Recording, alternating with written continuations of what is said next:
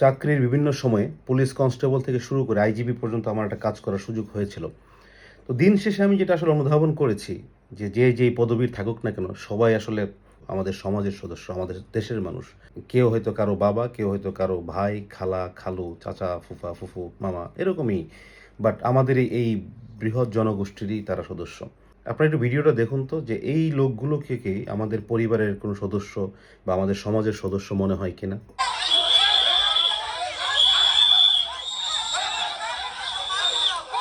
ভালো মানুষের জন্য যদি হয়তো তাইলে হয়তো চোরের জন্য আইসা আইসা আমাদের সহকর্মী কি অপরাধ করছে আমাদের সহকর্মী ব্যবসায়ী চোর তাদের জন্য আজকে আমাদের দেশের এই অবস্থা দেখেন দেখেন কোথায় যাবো আমরা থানার মধ্যে ঢুকে এইভাবে নির্মম ভাবে এতগুলো মানুষের মারলো এই মক্কাল সাহেব এই অবস্থা তো আমাদের আর সেবাদের দরকার কি? হ্যাঁ, উনি ইন্সপেক্টর একজন এএসআই এবং তার সহকর্মীরা সবাই কান্নাকাটি করছেন। আমাদের পুলিশের ওসি একজন, যিনি একটা থানার দায়িত্বে আছেন, আইনশৃঙ্খলা রক্ষার দায়িত্বে। তিনি সহ তার সহকর্মীরা উচ্ছৃঙ্খল জনতার কাছে মায়ের দৌড় খেয়ে কান্নাকাটি করছেন, অসহায়ত্ব প্রকাশ করছেন।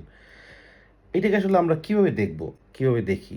এই লোকগুলোর পরিবার, এই লোকগুলোর আত্মীয়স্বজন, সমাজ তারা আসলে কিভাবে এটা অনুধাবন করেন? নিশ্চয়ই খুব সুখের স্মৃতি না তাদের জন্য এটা। এটা তো শুরু হয়েছে আসলে আমাদের দেশে সেই ৫ই আগস্টের ভয়াবহ পুলিশ স্টেশন পুরানো, হামলা, পুলিশ মারা, পুলিশকে ঝুলিয়ে দেওয়া, পুলিশকে পুড়িয়ে মারা, এগুলোর মাধ্যমে আসলে সৃষ্টি হয়েছে। তখন যারা করেছিল এটা স্পষ্টতই একটা জঙ্গি গোষ্ঠী, উগ্রবাদ, এবং এটার সুনির্দিষ্ট লং টার্ম প্ল্যান নিয়ে যে পুলিশকে বাংলাদেশে আর কোনোভাবে কাজ করতে দেওয়া হবে না। যে আইন শৃঙ্খলার দায়িত্ব আছে পুলিশের, এটাকে আর কখনোই এই দায়িত্ব পুরাপুরি তারা বাস্তবায়ন করতে পারবে না। এই জন্যই আসলে তাদেরকে এরকমভাবে নির্যাতন, চরমতম নির্মমতার সাথে তাদেরকে হত্যা করা হয়েছে।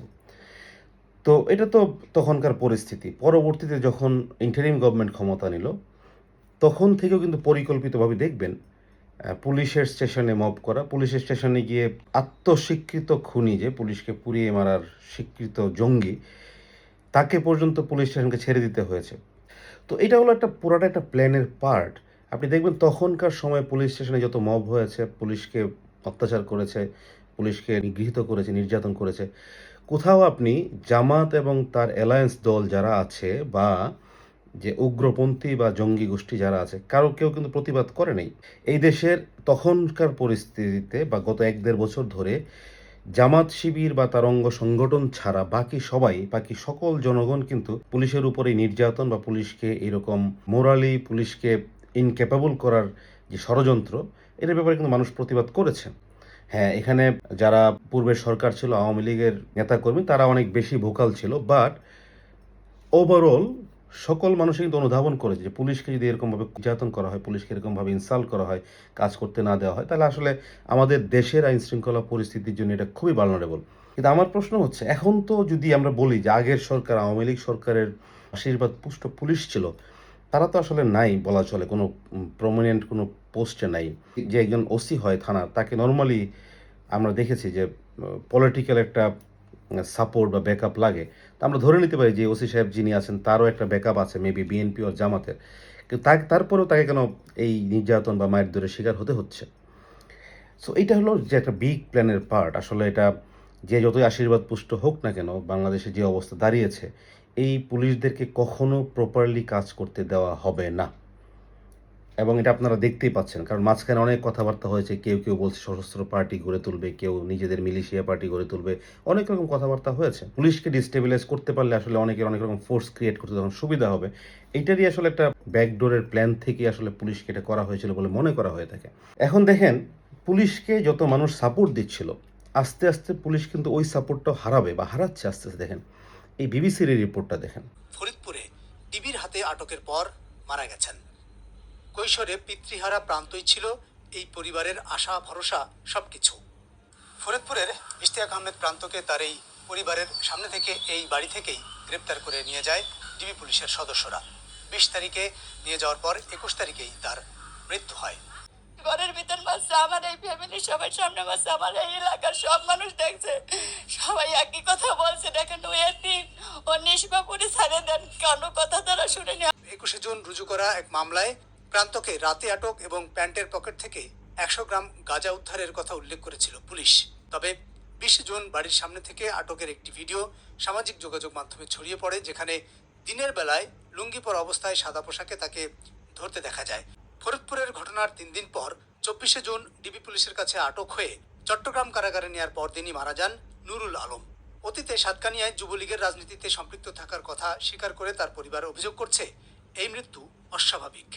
একটা হচ্ছে পলিটিক্যাল, আরেকটা হচ্ছে পার্সোনাল, মানে জায়গা সম্পত্তির বিরোধ। যে কোনো একটা দ্বন্দ্বের ভিতরে দিয়ে আমার ভাইকে হত্যা করা হয়েছে। এটা হলো আমাদের ভাই আবেদন, এটা হচ্ছে আমাদের অভিযোগ। তো বিবিসির এই রিপোর্ট বলছে পুলিশের মধ্যে কতিপয় পুলিশ সদস্যরা অতি উৎসাহী হয়ে রাজনৈতিক কর্মকাণ্ডেই তারা বেশি নিয়োজিত এবং তাদের হেফাজতে অনেকগুলো মৃত্যু হয়েছে। মেবি তারা পলিটিক্স করতো, মেবি করতো না। তো পুলিশের প্রতি সাধারণ মানুষ বা সচেতন মানুষ যে একটা সিম্পেথি ছিল, যদি এরকম অবস্থা যায়, হেফাজতে মৃত্যু বা অতি উৎসাহী হয়ে রাজনৈতিক কর্মকাণ্ডে পুলিশকে ইনভলভ হওয়া, নিজে থেকে ইনভলভ হওয়া, নিজেরা যদি আগের থেকে অতীত থেকে শিক্ষা না নেয়, এখন যদি এই পুলিশ অফিসার বা পুলিশ সদস্যরা এটা থেকে শিক্ষা না নিয়ে তারা আবার সেম কাজের রিপিটেশন করতে থাকে, আবারও পলিটিক্যাল কিলিং, আবারও পলিটিক্যাল মারপিট, পলিটিক্যাল যে অ্যারেস্ট করছে, এটার পরিণতি এই পুলিশ ফোর্সের স্টেবিলিটি আসার কোনোভাবে অনুকূলে না। সো পুলিশের কি হবে আলটিমেটলি?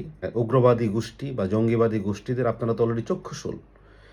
এখন যারা সচেতন মানুষ বা যারা আসলে শুধু আইন শৃঙ্খলাটাই দেখতে চায় ঠিক থাকে, রাতের বেলা ঘুমাতে চায়, বাজার করে সুন্দর করে ফিরতে চায়, পকেটে কিছু টাকা নিয়ে নিরাপত্তা চায়, রাস্তাঘাটে তার স্ত্রী বাচ্চার নিরাপত্তা চায়, এই লোকগুলো যখন দেখবে আসলে আপনি আপনার কাজ করছেন না, বরং আপনি পলিটিক্যাল কাজই বেশি করছেন, তখন কিন্তু তারাও আপনাদের বিপরীতে যাবে।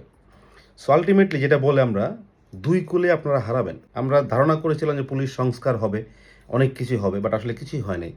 তো যারা পুলিশের ঊর্ধ্বতন কর্তৃপক্ষ আছেন, যারা পলিসি মেকিংয়ে আছেন, যদি আপনারা ঠিক ডিসিশন নিতে না পারেন, তাহলে কনস্টেবল থেকে শুরু করে এএসআই বা সাব ইন্সপেক্টর বা ওসিদেরকে কিন্তু এরকম রাস্তাঘাটে পুলিশ স্টেশনে মার খেতেই হবে।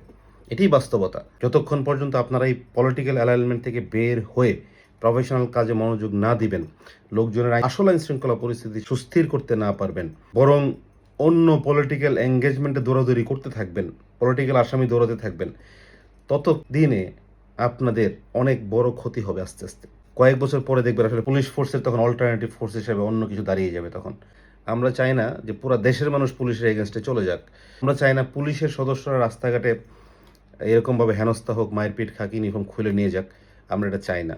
আমরা চাই পুলিশই আসলে দেশের আইন শৃঙ্খলা পরিস্থিতি ঠিক করুক। আমরা চাই না আমাদের পুলিশ সদস্যরা তাদের ফ্যামিলির সামনে বেইজ্জতি হোক।